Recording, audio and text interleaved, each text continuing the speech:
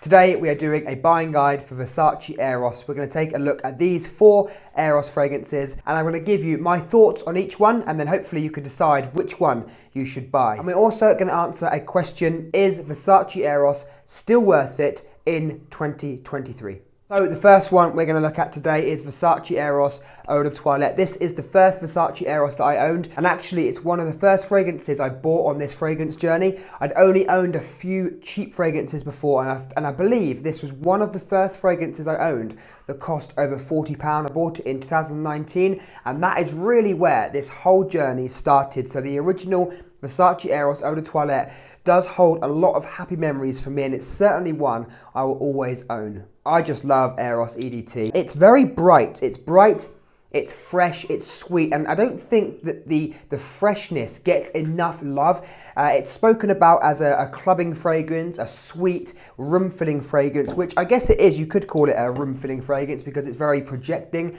but it's the freshness for me that I really enjoy. It's youthful and it's just fun, but because of that freshness, you get this beautiful freshness from mint and from ambroxan, which I think makes this fragrance really versatile. So when someone says, oh, it's a clubbing fragrance, I don't particularly agree with that, because I find this to be very versatile, and I think you can wear this at any age and to any situation. So Aeros EDT is a really famous note combo of apple, mint, and tonka bean. So you have juicy apple with bright, energizing mint and a sweet, delicate tonka bean in the dry down. This is also helped by a beautiful lemon wedge in the opening and that ambroxan note that we spoke about. Now, in terms of projection, this does actually really project out when you first spray it on, and I believe it's because of that ambroxan that it really helps give Versace Eros EDT that elevation. I normally buy the 200ml bottles when I buy fragrances like this. They always offer such good value compared to the smaller size bottles.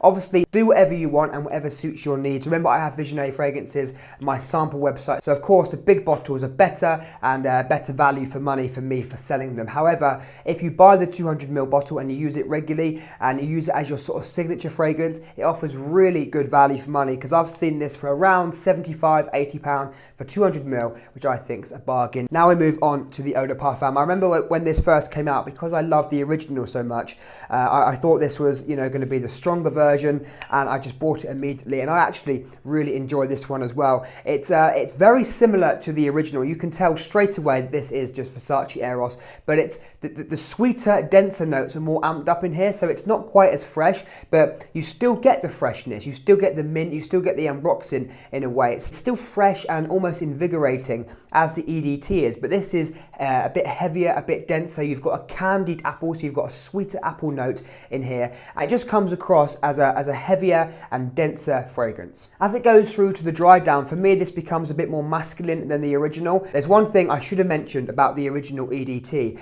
One of my partner's friends, a girl, came round to my apartment recently, and she wanted to wear something. She just picked something that she liked the look of, and she picked this, although it's a male fragrance or whatever, but she sprayed it on and it smelled completely different on her as it does on me. It had this sort of floral-like quality. This to me could be a unisex fragrance because of how it changed on her skin compared to mine. Now with the EDP, it does become across as more masculine in my opinion, so you've got the added sweetness and it just comes across as a more masculine fragrance. Also a bit more aromatic. You have a sage note as well, so it's more masculine with this added aromatic note.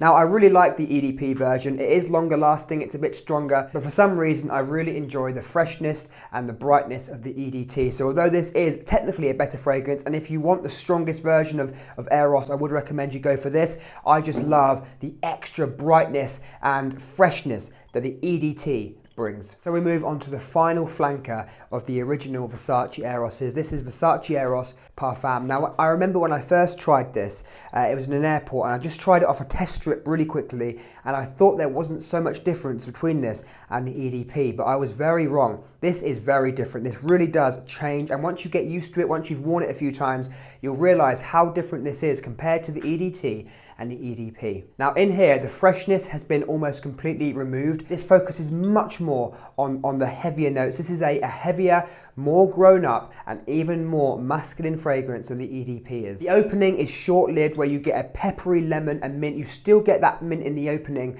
so it is still, of course, Versace Eros, but it's short-lived and it goes into the dry down really quickly. The dry down completely changes for me compared to the first two that we've looked at. This goes a lot more amber. It has this sort of ambery, balsamic, resinous quality. It's really nice, it's very grown up, it's very mature. I think it's a really good change that was much needed in the Versace Eros line, because whilst these two that we looked at first are quite youthful, and perhaps they're not going to be worn by people over the age of 40 or 50, more so for the younger market, of course. This for me is much more mature and much more masculine. Versace Eros PARFUM is the businessman, or indeed the date night version of the original Versace Eros. It's darker, it's more ambery, and overall it's a fantastic fragrance. I think if you're a bit older and you love the idea of Versace Eros, but you're worried that you might smell a bit too youthful and you don't want anything that's too bright or too sweet, this one is a perfect example. That amber note really matures this up, and I think it's great. Works great for a date night, and to be honest, this is very versatile, and because of the parfum concentration, has some decent strength as well. So we move on to the last one we're going to look at today, and of course the last Versace Eros is Versace Eros Flame. I don't know if this has been discontinued. I hear rumours all the time. Sometimes it's available, sometimes it's not. So no idea if it's discontinued or not. Now this one is completely different to Versace Eros. Those three fragrances we looked at the start are Versace Eros, the different concentrations. This is a different fragrance. It takes some of the original ideas from the Versace Eros EDT, takes some of the original ingredients, but it's a different fragrance entirely. This is a sharp lemon and orange in the opening. It's really bright and citrusy actually. I really like it. There's no mint, there's no apple, it's bright lemon and orange, and it's really nice. Now as we go into the dry down, this has a spiciness from black pepper, which of course we don't get in the other three. This is really spicy, but it's an invigorating opening followed by this sharpness, this spiciness, which I think comes across really nice. It's quite a fresh Eros. This for me is like almost smells like a summertime Eros, if that makes sense. It's fresh, it's really invigorating, and I quite like it. So to summarize all of these four fragrances then, the original Eau de Toilette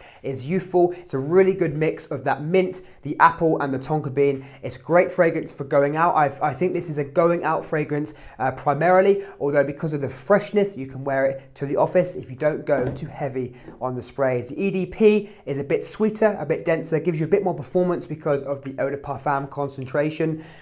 Takes away some of the freshness, but it's still quite fresh as well. The Parfum changes completely, more mature, more masculine, a beautiful resinous amber note in the base that makes this a great businessman or date night fragrance.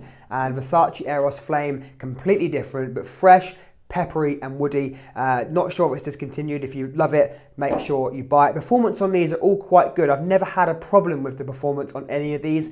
The EDT, I think, projects more originally. The EDP gives you a bit more longevity and tones down the projection slightly. The Parfum sits much closer to the skin but lasts a long time. And Flame, because of the invigorating nature of this, does push out of my skin, and no problem with the performance at all. My personal favourite, it's hard to say because I do love the three original Eroses. I love the Parfum because of how different it is with the amber note, and now I'm getting older, I can appreciate the more mature fragrances. But the original Eau de Toilette holds a special place to me because one of the first fragrances I bought. It's just that beautiful contrast of fresh and sweetness, which I really like. So I hope this video helped you decide which Eros you should buy. And to answer the question at the beginning, is Eros still relevant in 2023? I personally think so. I really enjoy these fragrances, but let me know, what do you think?